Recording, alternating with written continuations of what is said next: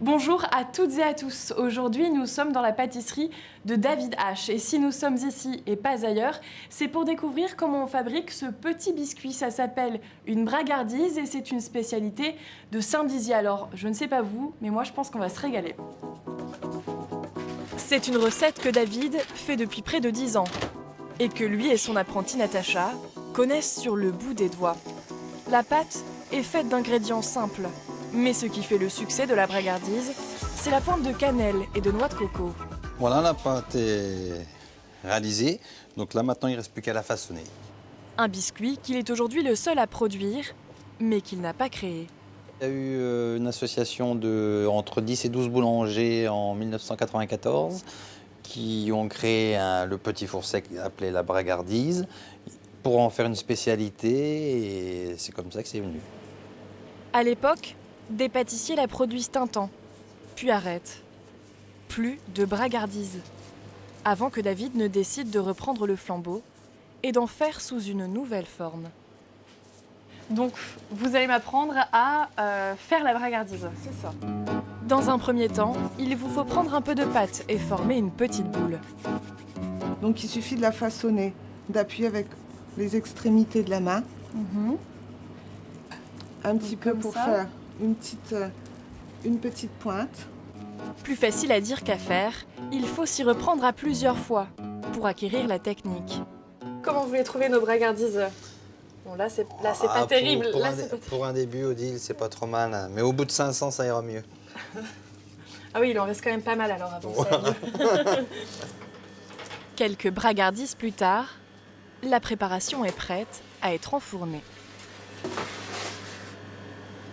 On préchauffe notre four à 200 et une fois qu'il est à 200, on les cuit entre 25 et 30 minutes.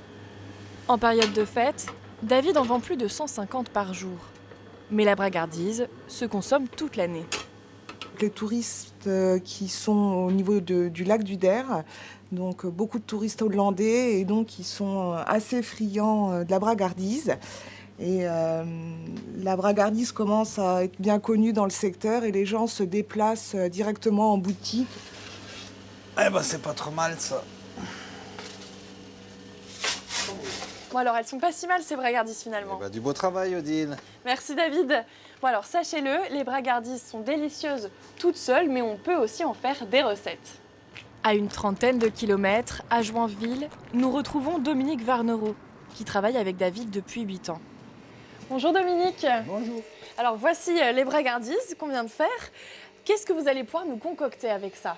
Eh bien, on va faire 3 petites préparations. Un petit crumble pomme, et puis un petit nougat glacé, et puis une glace myrtille, accompagnée de ces bragardises. Très bien, allons-y.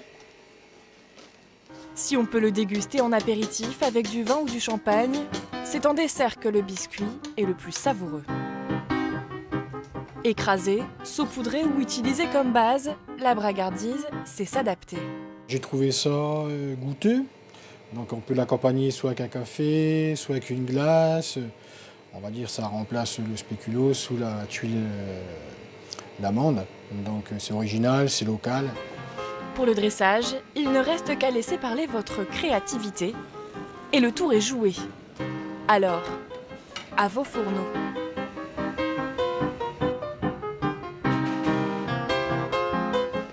Odile! Je crois que c'est à moi. Alors voyons voir. Un délice. Recette testée et approuvée. Nous étions en Haute-Marne et la prochaine fois, on sera ailleurs, en Champagne-Ardenne. Bon allez, moi j'y retourne.